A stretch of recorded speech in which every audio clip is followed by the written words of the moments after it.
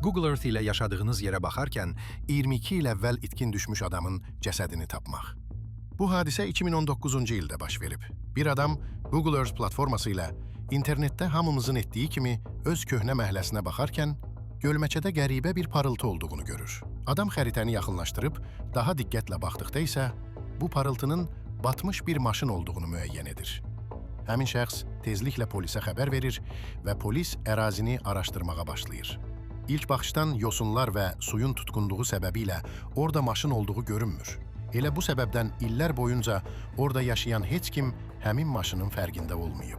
Maşın sudan çıxarılır və içərisindən insan skeleti tapılır. Skelet analiz edilir və 1997-ci ildə avtomobili ilə birgə itkin düşən William Earl Moult adlı adama aid olduğu müəyyən edilir.